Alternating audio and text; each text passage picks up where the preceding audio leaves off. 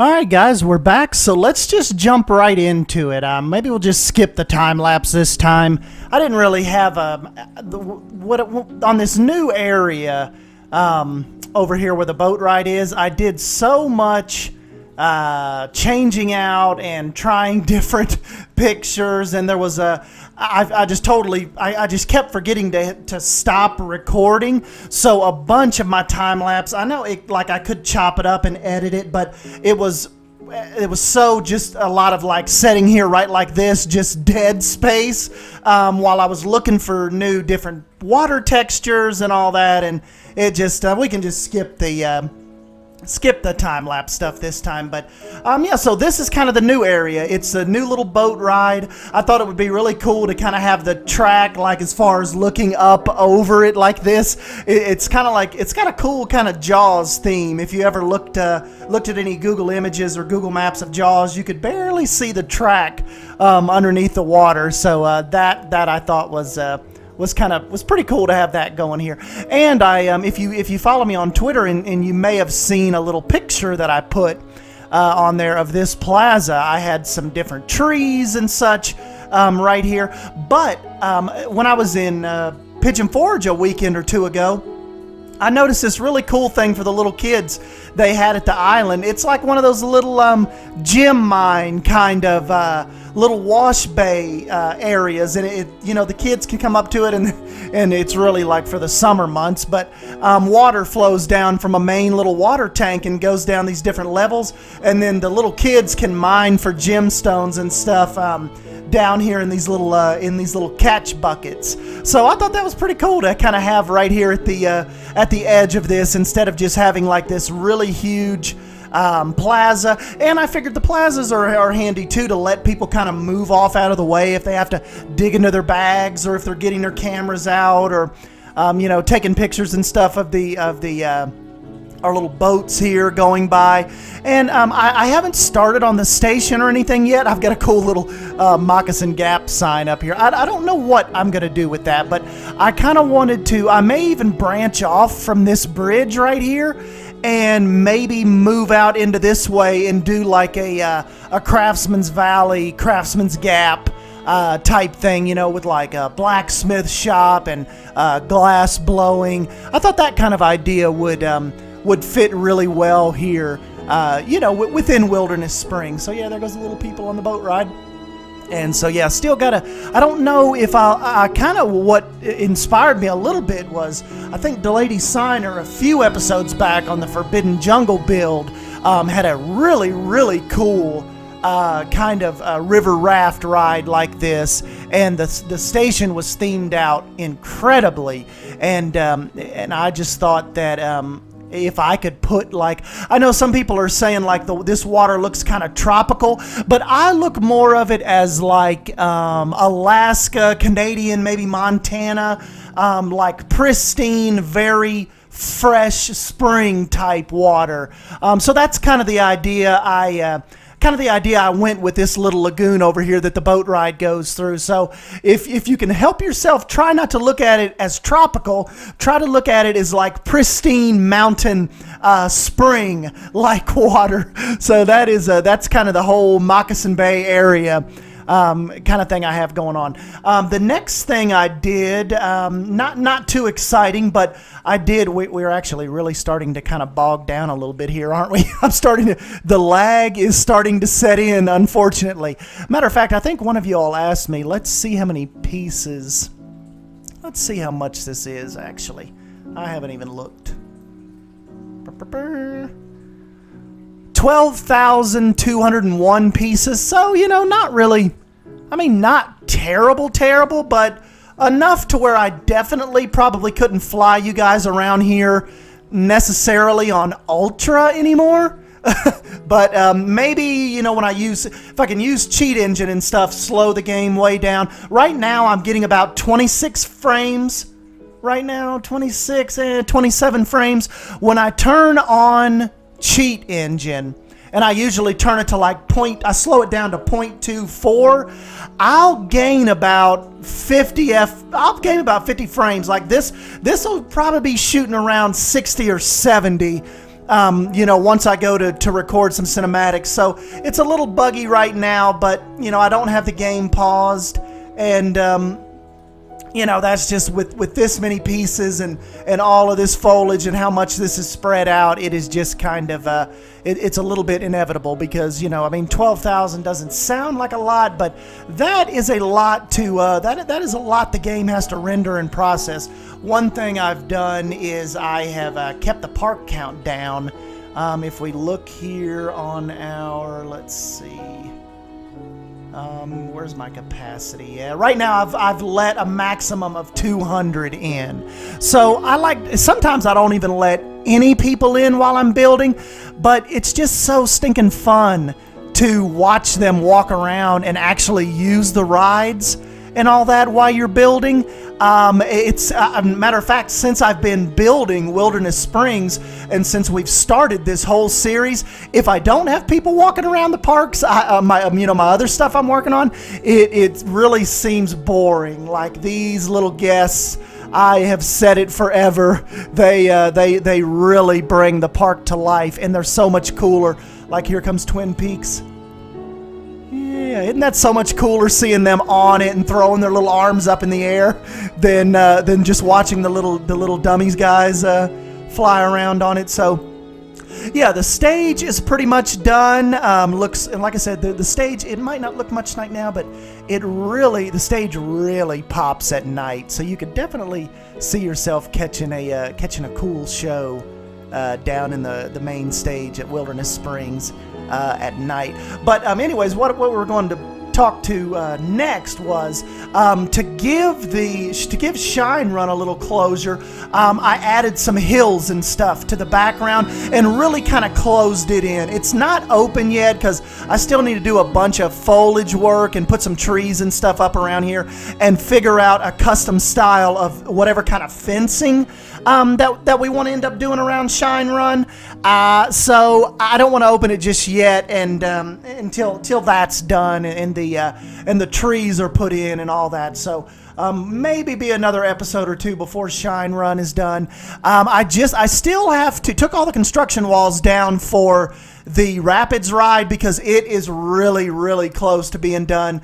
Just got to connect the queue and build the little entrance, the actual physical entrance, so the guests can start, making their way over to it. But I kind of had to, pull myself back a little bit because I started to roll off into the fantasy realm, and I had to keep the budget in check and be like, okay, we got to remember this isn't going to be some giant, like Grizzly River Run, Disney type budget. So kind of had to pull back a little bit and end it. But I think with the scale of it and how big it was already, just compared to just park, I think going up that last lift hill and making your last big plunge, it seals it off just right. Like I think it is it's just big enough to give you fun and to constitute a nice little budget conscious in this size park, river raft type ride. So that is that's kind of the deal with that. I know you might think I kind of closed it off a little quick and ended it, but like I said, you just don't want to get too crazy with it when I'm trying to, trying to go for realism here. So, that is kind of what led me to end that, kind of make it go up that last lift hill, turn around, and make its way back to the station. Another part that is really going to be heavily emphasized in episode 12, I've kind of started this little mountain here, and it worked out perfect for closing off Twin Peaks as well. So now Twin Peaks doesn't look all the back of it. I think it doesn't look as awkward now. It really, like the mountains and stuff and the little peak that I have back here now, see how it kind of sets back in its own little cove now, and I think it just really sets off that back area well.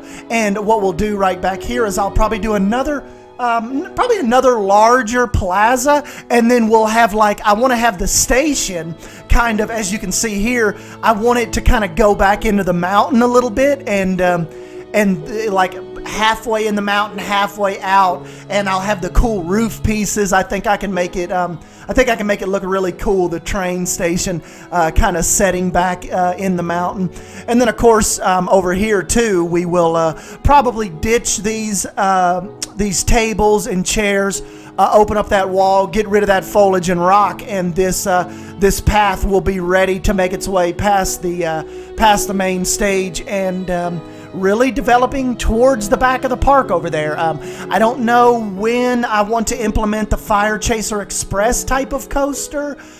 Definitely want to get that in because I've wanted to do that for so long, and this park it just lends itself really, really well to that theme of, you know, you got a fire on the mountain, you've got to kind of make your way out into the mountain, up the mountain to try to help, you know, put out the fire and stuff. So I think that'll work out really well back there. And it is, as far as the layout goes, I'm not totally sure. I know I will have it cross Homer's Creek over here at some point, and was even thinking about bringing it or maybe around over beside Moccasin Gap, kind of like the lagoon, and maybe even make its way up the mountain, maybe because, you know, like we're kind of getting, when you get over here, because see, I have